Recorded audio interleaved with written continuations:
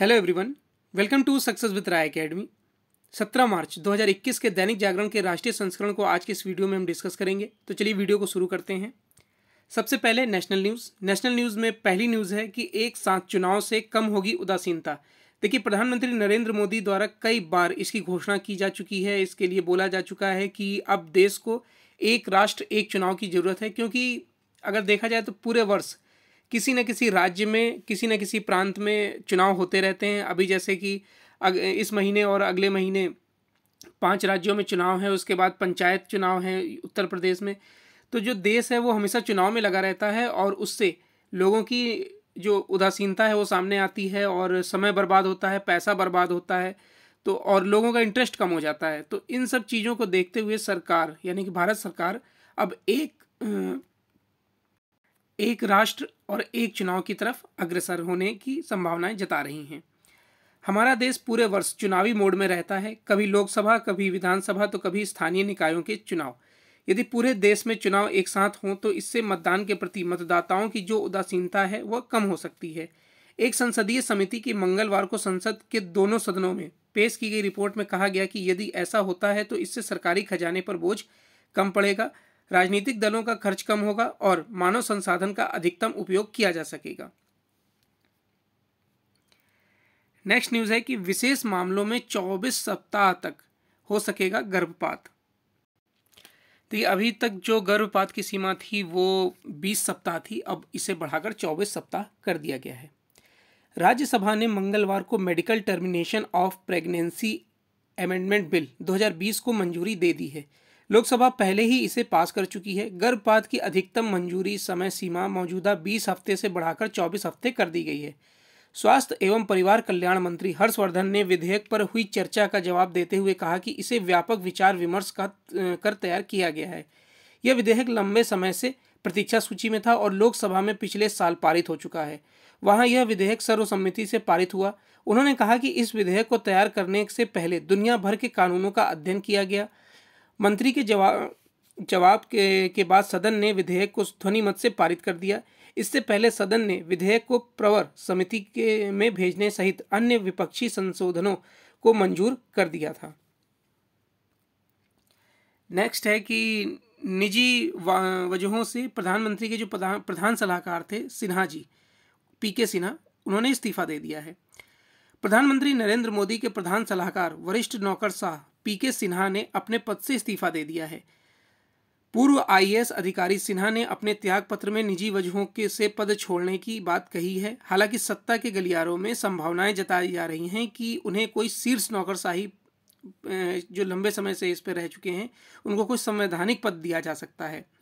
Cabinet सचिव पद पर सबसे लंबे समय तक रहने का रिकॉर्ड बनाने वाले पीके सिन्हा को प्रधानमंत्री मोदी की जो दूसरी पारी है उसकी शुरुआत में ही प्रधानमंत्री कार्यालय में लाया गया था।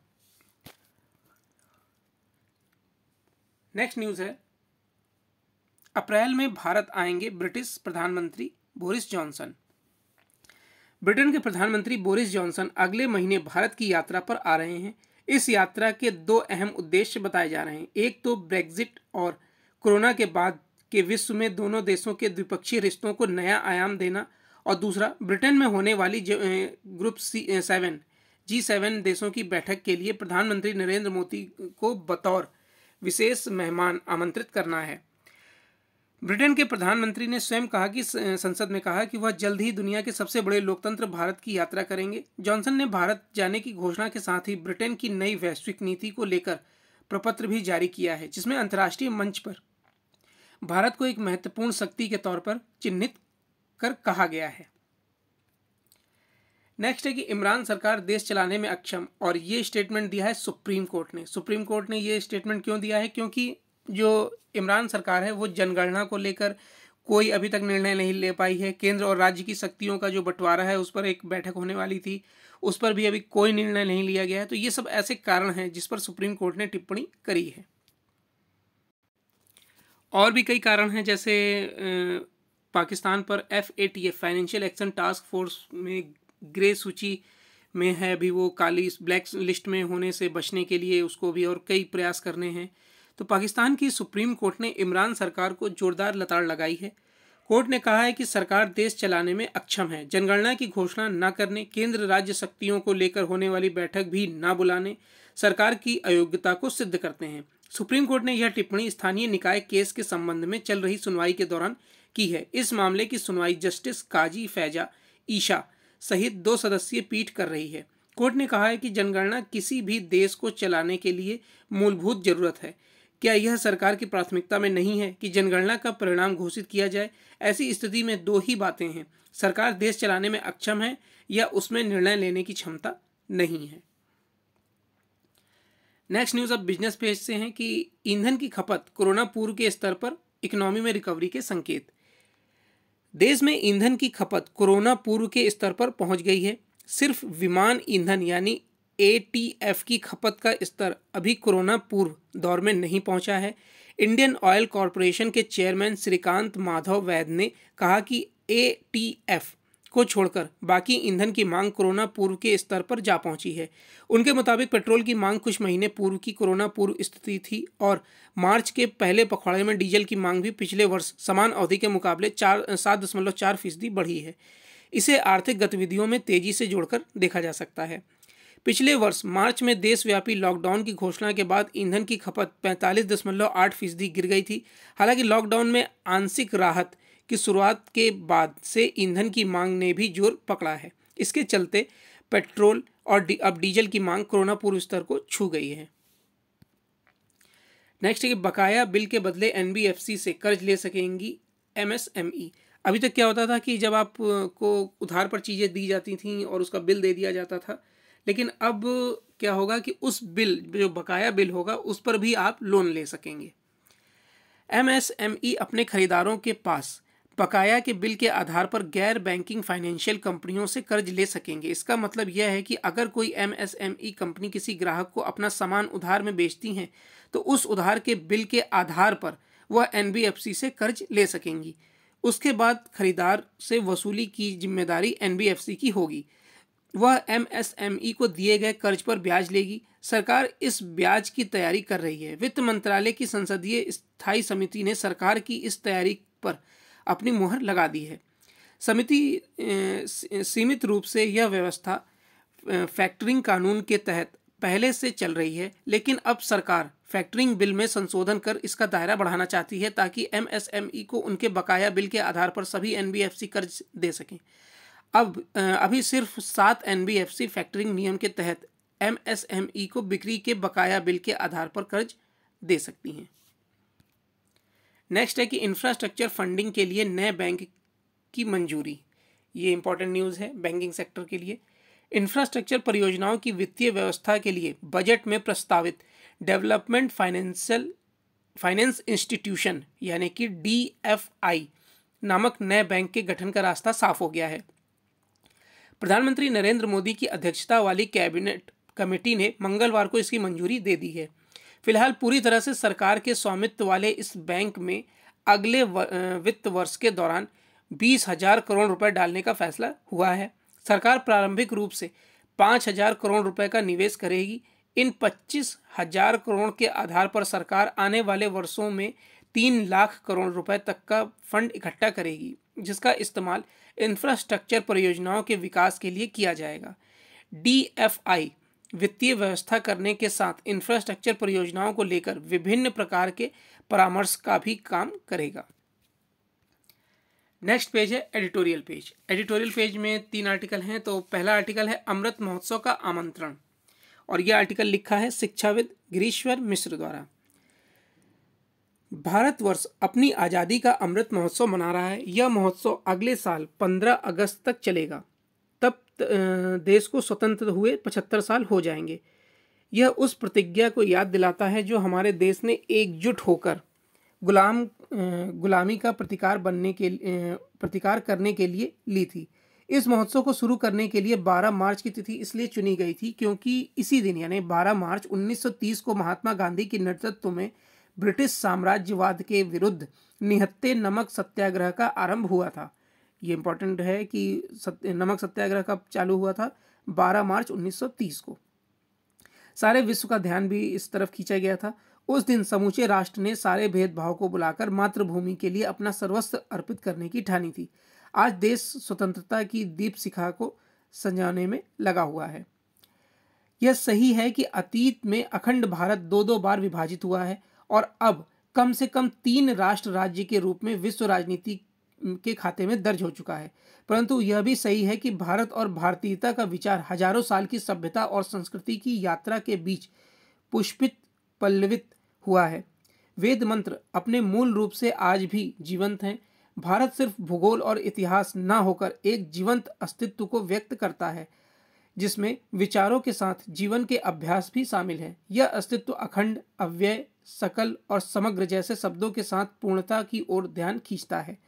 यह दृष्टि सब कुछ को सबको देखने पर जोर देती आ रही है। मनुष्य की उत्कृष्टता धर्म की प्रधानता में है, जो उसे धरती के अन्य प्राणियों से अलग करता है। अन्यथा पशुओं और मनुष्य में भूख, प्यास, निंद्रा और मैथुन की प्रवृत्ति समान रूप से परिलक्षित होती है। संसार के संसाधन सीमित हैं और उसमें बहुत से ऐसे जो पुनर्विकृत नहीं हो सकते, अर्थात उनका निरंतर क्षरण होता रहेगा। देश ने कोविड महामारी के दौरान और टीकाकरण के क्रम में जिस क्षमता का परिचय दिया है, उसने वैश्विक नेतृत्व का दर्जा दिलाया है। देश ने स्वदेशी और आत्मनिर्भरता की संभावनाओं से अपनी नीतियों को नए रूप में ढालने का काम शुरू किया है। शिक्षा नीति का जो ढांचा स्थापित किया जा रहा है, उससे देश को बड़ी आशाएं हैं। यह सब संवेदनशील नौकरशाही और आधार संरचना में सुधार के साथ आचरणगत शुद्धता की भी अपेक्षा करता है। स्वतंत्रता का अमृत महोत्सव हमें इसी का आमंत्रण देता है। नेक्स्ट है कि अंधेर गर्दी की खतरनाक मिसाल। उद्योगपति, और ये आर्टिकल लिखा है दैनिक जागरण में एसोसिएट एडिटर राजीव सचान द्वारा। उद्योगपति मुकेश अंबानी के मुंबई स्थित घर एंटीलिया के बाहर विस्फोटक लदी गाड़ी किसने खड़ी की, उसका मकसद क्या था? ऐसे सवालों के जवाब राष्ट्रीय जांच एजेंसी ही दे सकती है, लेकिन कुछ सवाल ऐसे भी हैं जिनके जवाब मुंबई पुलिस और महाराष्ट्र सरकार को देने हैं। जैसे हिरासत में मौत के मामले में निलंबन के बाद नौकरी छोड़ चुके सहायक पुलिस इंस्पेक्टर सचिन वझे पर इतनी मेहरबानी दिखाने की जरूरत क्यों थी, और राज्य के सारे महत्वपूर्ण और खासकर विरोधियों को सबक सिखाने वाले मामले में ही क्यों उसे सौंपे गए। सचिन वझे को हिरासत में मौत के एक मामले में 2004 में निलंबित किया गया था। जब उसे 3 साल तक अपनी बहाली होती नहीं दिखी तो उसने पुलिस की नौकरी से इस्तीफा दे दिया और फिर शिवसेना में शामिल हो गया। कोरोना महामारी और विकास अघाड़ी सरकार उसके लिए काम की साबित हुई। एंटीलिया के बाहर विस्फोटक पाए जाने के मामले में भी सचिन वझे की एंट्री पाई गई है। यह विस्फोटक लदी गाड़ी के मालिक मनसुख हिरेन को जानता है। मनसुख की माने तो उनकी गाड़ी चोरी हो गई थी। कुछ दिनों बाद उनका शव पानी में मिला। कहा गया है कि उन्होंने आत्महत्या की है। फिर पता चला कि वह तो अच्छे तैराक थे। अगर वो अच्छे तैराक थे तो डूब तो सकते ही नहीं थे। महाराष्ट्र सरकार ने शर्मिंदगी से बचने के लिए सचिन वझे को निलंबित भले ही कर दिया हो, लेकिन शिवसेना के नेता उसकी तारीफ के पुल बांधने में लगे हुए हैं। शिवसेना सांसद संजय राउत को यह रास नहीं आया कि जिलेटिन कांड की जांच राष्ट्रीय जांच एजेंसी यानी NIA करने लगी, लेकिन उनकी आपत्ति के बावजूद जरूरी यही है कि मनसुख की हत्या की भी जांच यही एजेंसी करे। एक अरसे से राहुल गांधी किन्हीं अज्ञात कारणों से अंबानी अदानी को खलनायक साबित करना चाह रहे हैं। कहना कठिन है कि सचिन वझे की गिरफ्तारी से इन कारणों का निवारण हो सकेगा या नहीं, लेकिन यह कहने में कठिनाई नहीं है कि मुंबई पुलिस के साथ महाराष्ट्र सरकार की जमकर फजीहत हो रही है। वैसे तो इसके लिए वही दोषी हैं, लेकिन यदि पुलिस सुधार लागू हो गए होते तो शायद ऐसी खतरनाक अंधेर नगरी देखने को नहीं मिलती। नेक्स्ट आर्टिकल है जो बैंकों में हड़ताल है, जो बैंकों का निजीकरण किया जा रहा है, उसको लेकर बैंक यूनियन ने 2 दिन का यानी कि 16 तारीख और 17 तारीख के बैंक हड़ताल की घोषणा करी थी। उसी से रिलेटेड है ये आर्टिकल। बैंकों के निजीकरण के खिलाफ बैंक कर्मियों की हड़ताल से सरकार दबाव में आ जाएगी और अपने फैसले को टाल देगी। इसके आसार बहुत ही कम हैं। इसका कारण सरकार को यह समझ आ जाना है कि उसका काम बैंकों का नियमन करना है, न कि उन्हें खुद चलाना। जब सरकार यह कह रही है कि बैंकों के निजीकरण के बाद भी कर्मचारियों का ध्यान रखा जाएगा, तो फिर उस पर भरोसा किया जाना चाहिए। बैंक कर्मचारियों को उस बदलाव में बाधक नहीं बनना चाहिए जो आवश्यक हो चुका है। इसकी अनदेखी नहीं की जा सकती कि जहां निजी क्षेत्र के बैंक सरकारी क्षेत्रों के बैंकों से आगे निकलते जा रहे हैं, वहीं घाटे की चपेट में आए बैंकों को डूबने से बचाने के लिए उनमें बार बार सार्वजनिक कोष का धन डालने के बाद भी हालात जस के तस हैं।